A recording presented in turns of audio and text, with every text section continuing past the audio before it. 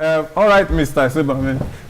Sister Yemi was, Deaconess Yemi was talking about not being responsive to the needs of the children. So I'm asking, when instead of paying attention to the needs of your children, you have decided that you will look for money to buy clothes to attend the next party, you will stay out at night to attend the other party from Monday to Sunday, and you think you're happening, living the life your children are now supposed to be living, because it is when you are in your teenage years that you attend parties all the time.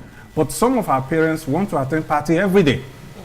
So if that were to be the case, or if you are in that class of single parents, or even parents under husband, do you think is the best, or are they advising their children to go ahead and join the anti-social behavior group if they cannot be found within the children who after school go for extracurricular activities?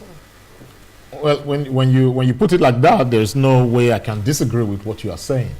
But the challenge really is that when we talk about young people with challenging behavior, we begin to look at parents and say, okay, where are the parents, and and then of course research has shown us in other places, in other societies, that single parent household, like you have said, Yemi, have this tendency. But the reality also might just be that not just lone parents are experiencing this issue. There are people whose parenting skills, whose capabilities are quite challenged, and then dealing with challenging teenagers is always a matter of hit and miss, or in some of these homes. But for the rest of the society, people deal with this every day. But it's about the skills and the empowerment that they have learned. Maybe passed down from their own parents from when they were growing up, by learning, what they've learned to be able to manage their children. And all of us, we are trying to learn that every day.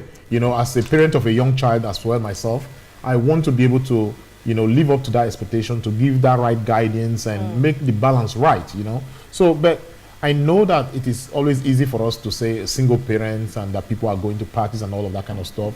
People are in different situations. There are people who party from morning to night and they have fantastic children. There are people, but more likely than not, if that's what you do, children are going to take an example from there. And then if they party, then you should positively reinforce their partying so that they can be the best party goers. Don't try to stop them while you are partying and they're watching you, and then you are saying they shouldn't do what you're doing. Because everything really has consequences, and we have to be very much aware of that. The reality out there today is that for young black boys, nobody, I don't know, some parents are trying, but a lot of people, like for my own generation, for my own age, for some of the people I know, nobody really taught us anything. We just made it up as we went along. You are a boy and you have privileges. And these privileges just entitles you to, to go about and do whatever it is that you can get away with. So the idea was not to get caught, in whatever it is that you did. And that's where I'm coming from.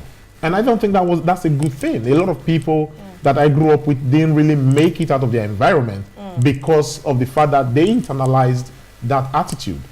So for you to come down, off that high energy, high octane environment of being male, in my society, or let me talk about my family, you have to really, I have brothers as well, who in one way, shape or form have been able to modify their behavior to come out on the other side.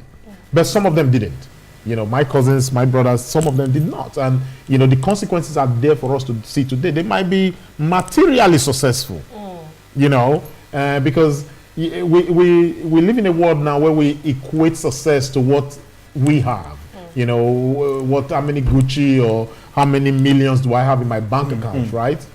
So at the end of the day, what is really your legacy? What are we leaving for our next generation? What are we leaving for our children? Because right now we are discussing why are there so many right now young black boys especially, I don't know about the girls, but young black boys especially in Dublin West, in North Dublin, in North County Dublin, in Barbican, in Tala, in Blanchardstown, are forming and organizing as gangs, you know, and this gang lifestyle is taking a whole new turn.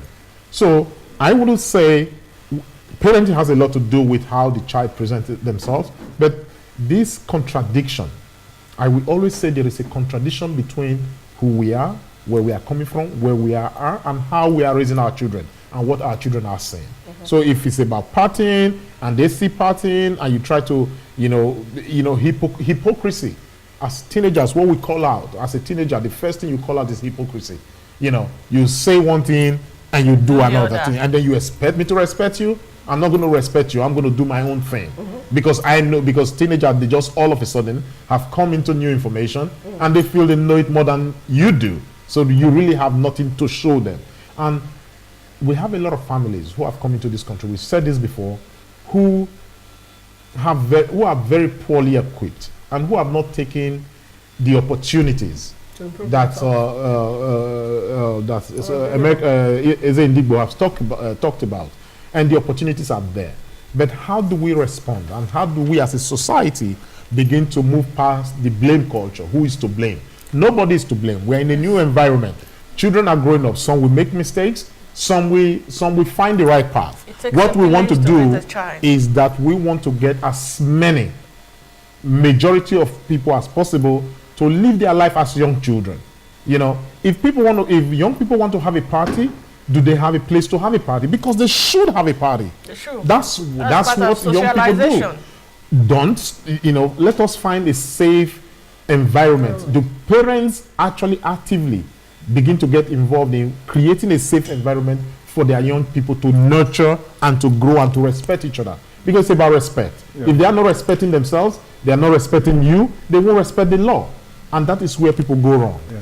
Anyway, thank you, Mr. Clement. I think that talking about having a place to have a party, they do have a place to have a party. It might not be enough. But what we are saying is the places where teenagers can have their parties and enjoy themselves, some young people who have decided to be social deviants go there and close down the parties. No, but let me disagree with you. It's lack of adult supervision.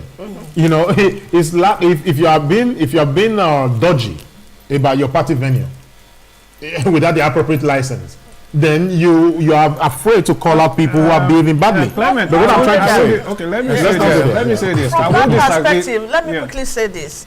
You know, when it comes to socializing, my grandparents shun their children socializing because the fear of the unknown, and it shouldn't be. A time should be created. You should trust your child. You should equip your child and let them know the safety condition in where they are going. Equip them with telephone. Equip them with money. You know, and tell them you trust them. So we should begin to parent in a way that our children will respect us and at the same time listen to what we are saying. Thank you so much. That brings me back. Let's come back to the topic for today.